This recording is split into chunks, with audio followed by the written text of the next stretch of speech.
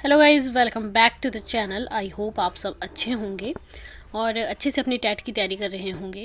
TET जो है वो बहुत जल्दी आने वाला है, टाइम बहुत कम बचा है। जितनी ज़्यादा आप तैयारी करेंगे उतना अच्छा जो है वो आपको रिज़ल्ट देखने को मिलेगा। तो आज भी हम इंग्लिश के ही क्वेश्चंस जो हैं वो डिस्कस करेंगे। बस एक दो वीडियो जो है वो अब आपको इंग्लिश की मिलने वाली है, उसके बाद हम डिटेल वीडियो पे आएंगे।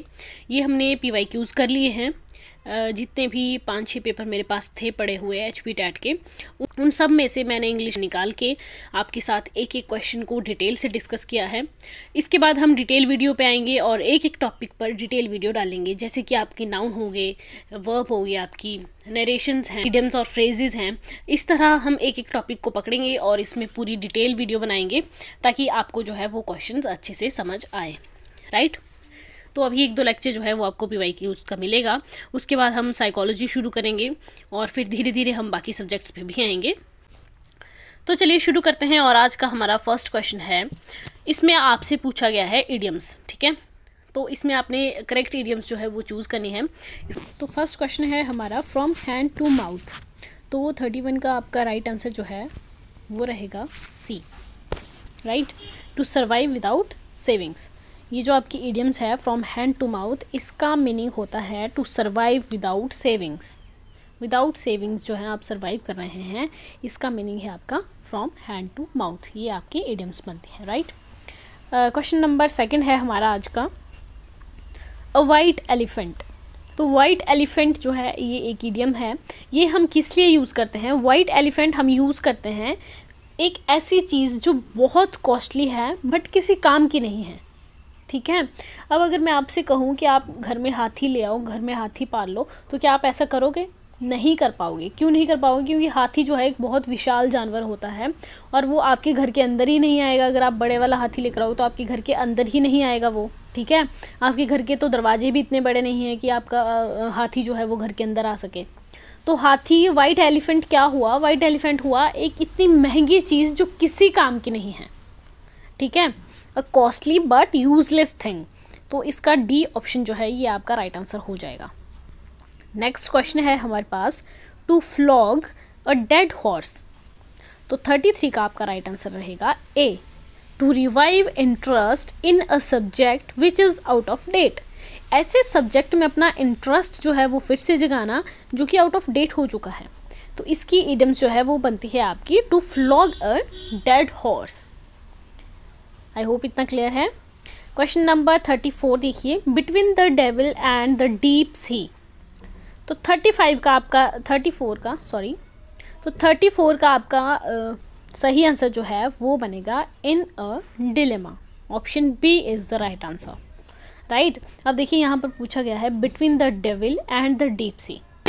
इस क्वेश्चन का मीनिंग सीधा से ये बन रहा है, आगे कुआं पीछे खाई, उस तरह से आप ले सकते हैं इसका मीनिंग, ठीक है। इन अ डिलेमा, वो डिलेमा में है, उसको पता नहीं चल रहा है कि वो क्या करें, आगे जाए पीछे जाए, कौन सा ऑप्शन जो है वो चूज़ करें। इस तरह से ये आपकी इडियम सी। क्वेश्चन नंबर 35 है आपका, थ्रो थिक एंड थिन। तो 35 का आपका राइट आंसर रहेगा A, under all conditions. Through thick and thin, right. Easy थी ये इडियम्स काफ़ी ज़्यादा, और इडियम्स आपसे पूछी जाती हैं आजकल। 4-5 क्वेश्चंस जो है वो इडियम्स के आते हैं। तो इडियम्स का सीधा सा फंडा यही रहता है कि आप उसको अच्छे से रीड करें, एक बार उसका हिंदी मीनिंग समझने की कोशिश करें, और फिर जो आपको ऑप्शंस दिए गए हैं उनको एक बार चेकआउट करके कि इनमें से कौन सा सही बैठ रहा है। इस तरह से आप जो है इडियम्स को करेक्ट ऑप्शन जो है वो चूज़ कर सकते हैं, राइट। अगर आपको आती है तो वेल एंड गुड है, अगर आपको नहीं आती है तो ये एक तरीका हो सकता है। नेक्स्ट क्वेश्चन है आपका, question number 36, the building was so old and dilapidated that it was not dash.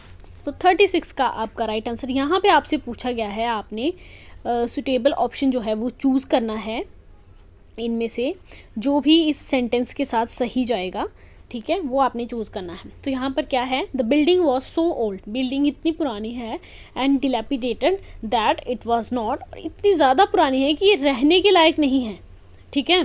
तो आपका 36 का आपका राइट आंसर क्या रहेगा? D, habitable.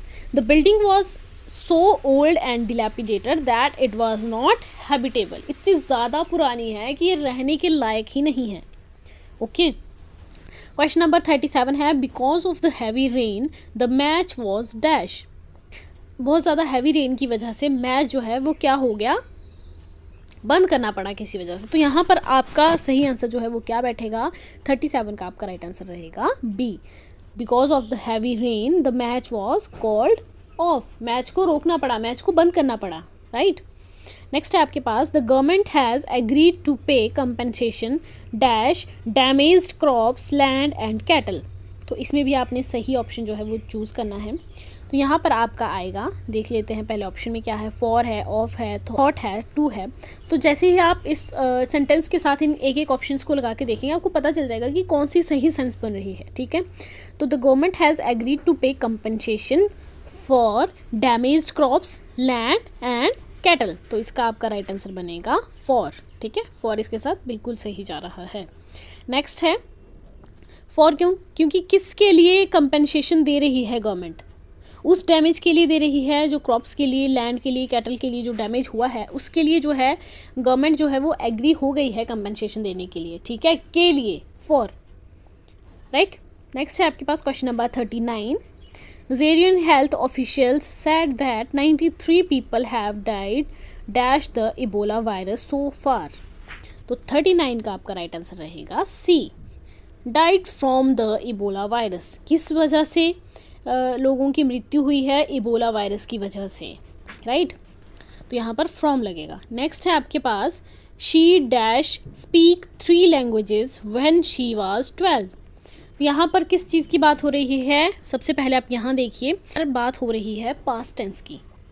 जब वह 12 साल की थी तो वो कितनी लैंग्वेजेस बोल पाती थी, 3 languages. She dash speak 3 languages when she was 12। तो यहाँ पर पास्ट टेंस की बात हो रही है, राइट।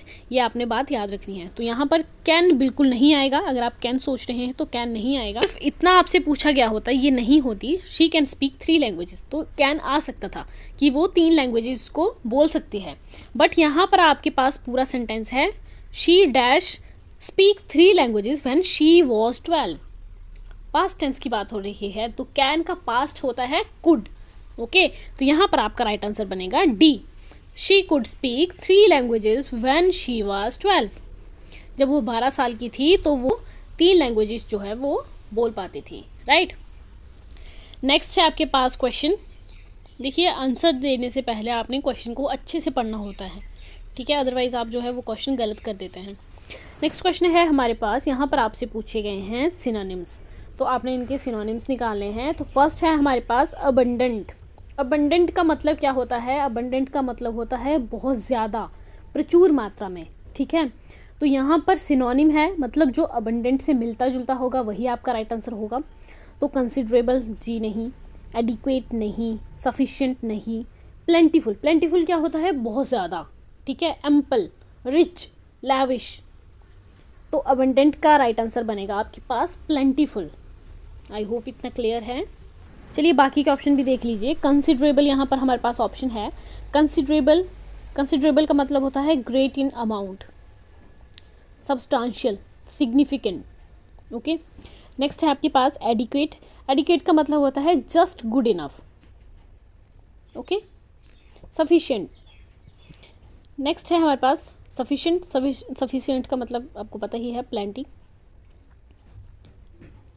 नेक्स्ट है हमारे पास क्वेश्चन नंबर 42 डिमाइज। डिमाइज का मतलब होता है द एंड और failure, the end of something और द फेलियर ऑफ समथिंग, वो होता है आपका डिमाइज, ठीक है।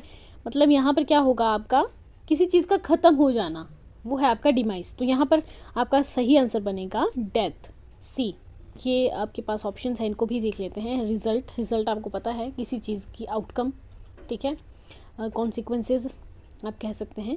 नेक्स्ट है एप्रीहेंशन। एप्रीहेंशन का मतलब होता है एंग्जाइटी, चिंता, भय है किसी चीज़ का, अनईजीनेस, राइट। नेक्स्ट है आपके पास डिफ़ॉल्ट। डिफ़ॉल्ट आपको पता है एक होता है बाय डिफ़ॉल्ट और एक डिफ़ॉल्ट होती है गलती, ठीक है, वो भी डिफ़ॉल्ट ही हुआ कि किसी चीज़ की खराबी, ठीक है, वो डिफ़ॉल्ट है। और एक होता है बाय डिफ़ॉल्ट, खुद से हो जाना चीज़ें। तो इसके अगर सिनोनिम्स पूछे जाएंगे तो आपके बनेंगे लैप्स, सिलेक्ट, ठीक है, और ऑटोमेटेड, राइट। नेक्स्ट है आपके पास क्वेश्चन नंबर 43 सॉलिट्यूड, सॉलिट्यूड का मतलब होता है अकेलापन, लोनलीनेस, अलोननेस, रिमोटनेस, राइट। इतने सारे सिनोनिम्स मैं आपको साथ साथ में बता देती हूँ, इनको प्लीज़ अपनी कॉपी में लिख लिया कीजिए, आपके काम आएंगे। क्वेश्चंस यहीं से ही घुमा फिरा के पूछे जाते हैं, कहीं बाहर से क्वेश्चन नहीं आएंगे। जो आपसे पहले क्वेश्चन पूछे गए हैं उनके जो आपके ऑप्शन होते हैं उनमें से ही क्वेश्चंस दोबारा बन जाते हैं, ठीक है। तो लिख लिया कीजिए, आपके काम आएंगे। सॉलिट्यूड का अर्थ होता है अकेलापन, तो यहाँ पर अकेलापन कहाँ पे दिखाया गया है? Aloneness, option B is the right answer. Loneness, loneliness, remoteness, वो हो गया आपका सॉलिट्यूड, राइट। आई होप इतना क्लियर है। इसके ऑप्शन देख लेते हैं। तो यहाँ पर इनएक्टिव जो है, ये इंपॉर्टेंट ऑप्शन है। इनएक्टिव क्या होता है? इनएक्टिव होता है जो एक्टिव ना हो, ठीक है। निष्क्रिय, वो होता है आपका इनएक्टिव। इसके सिनोनिम्स बनेंगे आपके लाइफलेस, निष्क्रिय, जिसमें जीवन ही नहीं है। Indolent, slothful. आई होप इतना क्लियर है, इसमें यही इंपॉर्टेंट था। नेक्स्ट है आपके पास क्वेश्चन नंबर 44, फैसाइल। फैसाइल का आपका राइट आंसर जो है डी, 44 का आपका राइट आंसर रहेगा डी, सिंपलिस्टिक। फैसाइल का अर्थ होता है सिंपलिस्टिक, ओवर सिंपल, ठीक है, नॉट केयरफुली थ्रो आउट, ये होता है आपका फैसाइल, ठीक है। अब बाकी का ऑप्शंस देख लेते हैं। फर्स्ट है फैशनेबल। फैशनेबल आपको पता ही है, फैशन फॉरवर्ड जो होते हैं उनको हम फैशनेबल बोलते हैं, राइट। इन्फ्लुएंस, इन्फ्लुएंस क्या होता है? इन्फ्लुएंस होता है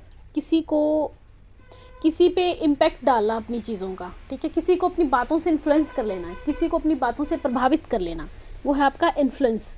इसके सिनोनिम्स बनेंगे impact, sway, heaven, affect on, right. Next है आपके पास ह्यूमरस। ह्यूमरस का मतलब होता है फनी, ठीक है, फनी नेचर होता है किसी का। अम्यूजिंग, चक्कलसम। आई होप इतना क्लियर है आपको। ये थे आज के हमारे 15 क्वेश्चंस। आई होप आपको समझ आए होंगे और इनसे आपकी काफ़ी ज़्यादा हेल्प होने वाली है टैट में। अगर आप एक एक क्वेश्चंस को अच्छे से रीड करेंगे, अपनी कॉपी में नोट डाउन करेंगे, दोबारा पढ़ेंगे, 1-2 बार रिवीजन जो है वो बहुत ज़रूरी होता है। उसके बाद आप पाएंगे एग्ज़ाम में जब बैठेंगे कि सच में आपको जो है कुछ ना कुछ आता है इंग्लिश का। अदरवाइज़ मैंने देखा है बहुत सारे स्टूडेंट्स जो है वो इंग्लिश से बहुत ज़्यादा डरते हैं। बाकी सब्जेक्ट पढ़ते हैं लेकिन इंग्लिश को हर कोई इग्नोर ही करना चाहता है, जबकि इंग्लिश आपको पता है कि एक अच्छा सब्जेक्ट है, स्कोरिंग सब्जेक्ट है, राइट। और 30 मार्क्स की आपकी इंग्लिश आती है, कोई कम नहीं है ये। इसलिए इंग्लिश पे फोकस करना जो है वो बहुत ज़्यादा ज़रूरी है। आई नो कि वीडियो जो है वो आपकी रुक रुक के आ रही है। मैंने आपसे प्रॉमिस किया था कि डेली वीडियो आएगी, नहीं आ पा रही है कुछ कारणों की वजह से, उसके लिए मैं आपसे माफ़ी चाहती हूँ। बट मैं कोशिश करूँगी कि डेली आपके लिए वीडियो डालूँ, क्योंकि गैप देना मुझे भी अच्छा नहीं लगता है और आई थिंक आपकी भी स्टडी जो है वो कहीं ना कहीं इससे अफेक्ट होती है। तो जैसे जैसे टाइम नज़दीक आएगा हम और ज़्यादा तेज़ी जो है वो पकड़ेंगे अपनी पढ़ाई में। फ़िलहाल के लिए इतना ही। Thank you so much. मिलते हैं अगली वीडियो में, तब तक के लिए बाय बाय, टेक केयर।